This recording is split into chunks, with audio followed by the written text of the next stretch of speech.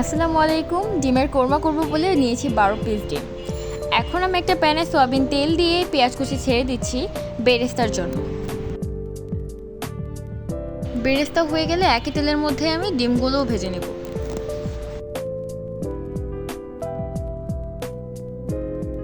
আর দিয়ে দিয়েছি সামান্য পরিমাণে লবণ।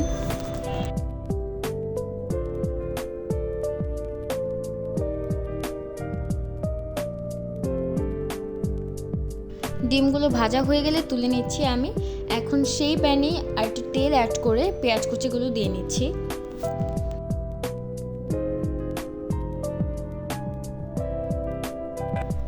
পেঁয়াজ কুচিগুলো হালকা করে ভেজে নিয়ে আমি এখন অ্যাড করে দিচ্ছি পেঁয়াজ বাটা।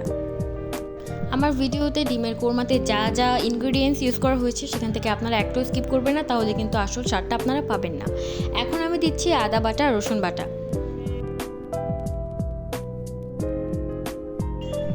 আর তেজপাতা, গোলমরিচ, লবঙ্গ, এলাচি এগুলো দিয়ে নিয়েছি। এই পর্যায়ে আমি অ্যাড করে দিব ধনিয়ার গুঁড়ো আর সামান্য পরিমাণে লাল মরিচের গুঁড়ো। লাল মরিচের গুঁড়ো বেশি অ্যাড করবে না, তাহলে কিন্তু আপনাদের কালারটা আসবে না। ভালো করে মিশিয়ে নিয়ে এই পর্যায়ে দিয়ে নেব আমি বাদাম বাটা। আমি এখানে 2 রকমের বাদাম বাটা নিয়েছি, পেস্তা আর কাঠবাদাম। আপনারা চাইলে যে কোনো একটাই নিতে পারেন।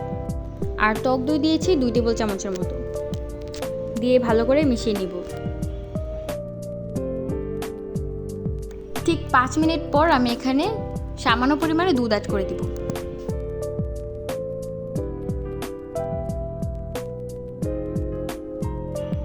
আর দিচ্ছি স্বাদ মতন লবণ। প্রায় 10 থেকে 15 মিনিট আমি এটাকে কষিয়েছি এবং এর উপরে দেখুন তেল উঠে এসেছে এবং এর একটা ক্রিমি টেক্সচার এসে পড়েছে। তো এই পর্যায়ে আমি ডিমগুলো দিয়ে দিব। ডিমগুলো দিয়ে দেওয়ার পরই এখানে আমি 1 কাপের মতন দুধ অ্যাড করে দিব।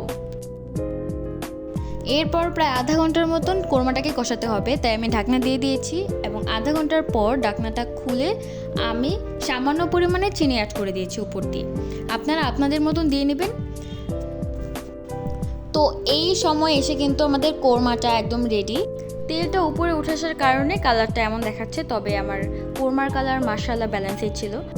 আপনাদের কাছে কেমন লাগলো সেটা জানাবেন অবশ্যই। আর লাইক, কমেন্ট আর সাবস্ক্রাইব করে আমাদের সাথে থাকবেন। ধন্যবাদ সবাইকে।